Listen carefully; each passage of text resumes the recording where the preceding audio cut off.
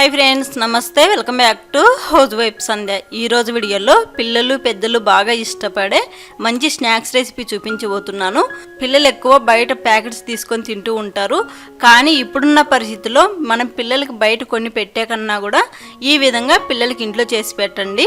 ఇవి చాలా ఈజీగా చేసుకోవచ్చండి. తప్పకుండా మీరు కూడా ఇంట్లో ట్రై చేయండి. సో మరి ఆలూ బుజియా ఎలా తయారు చేసుకోవాలనేది చూసేద్దాము. ఈ ఆలూ బుజియా తయారు చేసుకోవడానికి ఫస్ట్ 2-3 బంగాళదుంపలు తీసుకొని ఇలా 2 ముక్కలుగా కట్ చేసుకొని కుక్కర్లో వేసి 2 లేదా 3 విజిల్స్ వచ్చేంత వరకు ఉడికించుకోండి. బంగాళదుంపలు ఇలా కట్ చేసి ఉడికించుకోవడం వలన తొందరగా ఉడుకుతాయండి. మెత్తగా ఉడికించుకొని పొట్టు తీసి పెట్టుకోండి.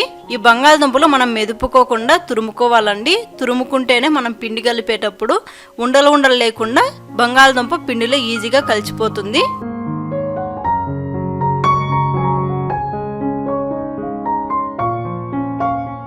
బంగాళదుంపని ఈ విధంగా తురుముకున్న తర్వాత ఇప్పుడు ఇందులోకి రుచికి సరిపడా ఉప్పు, 1/2 టీ స్పూన్ కారము, 1/2 teaspoon chaat masala powder, 1/2 teaspoon వేయించిన జీలకర్ర పౌడరు, 1/2 టీ స్పూన్ ధనియాల పౌడరు, 1/2 టీ స్పూన్ పసుపు వేసుకోండి.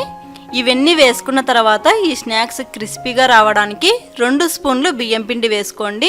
తర్వాత ఇక్కడ నేనైతే 1/4 కప్పు శనగపిండి తీసుకున్నానండి. కానీ నాకు 1/4 కప్పు శనగపిండి పట్టింది.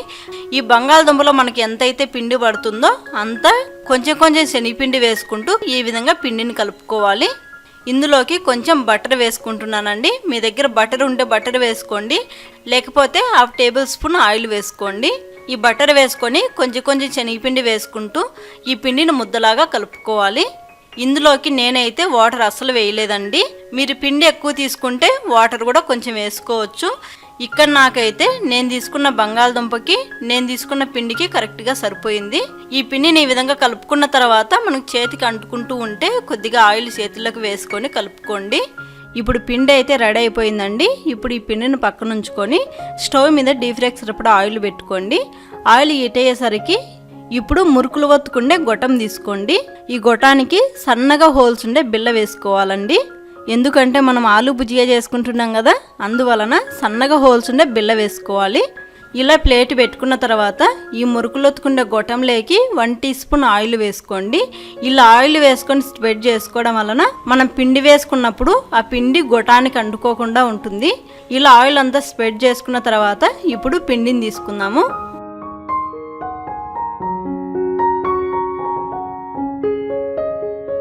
ఇలా పిండిని తీసుకున్న తర్వాత ఇప్పుడు టైట్గా మూత పెట్టుకోవాలి. టైట్గా మూత పెట్టుకుంటే మనం ఆయిల్లో ఒత్తేటప్పుడు మూత ఊడిపోకుండా ఉంటుంది.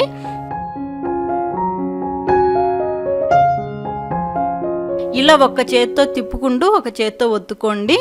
ఇలా ఒత్తుకునేటప్పుడు మంటను మీడియం ఫ్లేమ్ మీద పెట్టి ఒత్తుకోండి. మన చేతులకు కూడా ఎక్కువ హీట్ రాకుండా ఉంటుంది. ఇలా ఒత్తుకున్న తర్వాత 1 నిమిషం పాటు కాల్చుకోండి. ఆ తర్వాత రివర్స్కి తిప్పుకోండి. ఇక్కడ నాకు కొంచెం ఒత్తడానికి కష్టంగా ఉందండి. మనం పిండి కొంచెం గట్టిగా కలుపుకున్నాము. సన్నగా హోల్స్ ఉండే బిళ్ళ తీసుకున్నాం కాబట్టి కొంచెం కష్టంగా ఉంది. కొంచెం గట్టిగా ఒత్తుకోవాలి. ఈ విధంగా కాలిన తర్వాత ఇది ఆయిల్ నుంచి ప్లేట్లోకి తీసుకోండి. ఈ ఆలూ బుజియా చేసుకునేటప్పుడు ఆయిల్ కూడా ఎక్కువ హీట్ అవ్వద్దండి. ఆయిల్ ఎక్కువ కాగితే ఈ ఆలూ బుజియాని మనం ఆయిల్లో వేయగానే మాడిపోతుంది. సన్నగా ఉంటుంది కదా, అందువలన తొందరగా మాడిపోతుందండి. ఆయిల్ మీడియంగా హీట్ అవ్వగానే ఈ ఆలూ బుజియాని వేసుకోవాలి. వేసిన తర్వాత ఫాస్ట్గా 2 వైపులా కాల్చుకొని బయటికి తీసుకోవాలండి. ఈ పిండి కొంచెం గట్టిగా కలుపుకున్నాం కదా మనం, ఇలా ఆయిల్లో ఒత్తుకోవడానికి కొంచెం కష్టంగా ఉందండి. నేనైతే 2 సార్లు అలానే ఒత్తేసాను.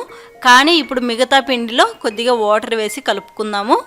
ఈ ఆయిల్లో ఒత్తుకోవడానికి కొంచెం ఈజీగా ఉంటుంది. కొందరు ఆయిల్లో ఇలా ఒత్తుకోగలుగుతారు, కొందరు అస్సలు ఒత్తలేరు. అలాంటి వాళ్ళు ఈ పిండిని కొంచెం లూజ్గా కలుపుకోవచ్చు. ఇక్కడ నేనైతే మిగతా పిండిలో కొద్దిగా వాటర్ వేసి కలుపుకుంటున్నానండి. ఎవరైనా ఈ పిండిని మనం ఆయిల్లో ఒత్తుకునేటప్పుడు మేము ఒత్తగలుగుతాము అనుకుంటే ముందు మనం ఎలా అయితే కలిపామో అలానే ఒత్తుకోండి. ఆయిల్ తక్కువ పడుతుందండి అలా మనం చేసుకోవడం వలన.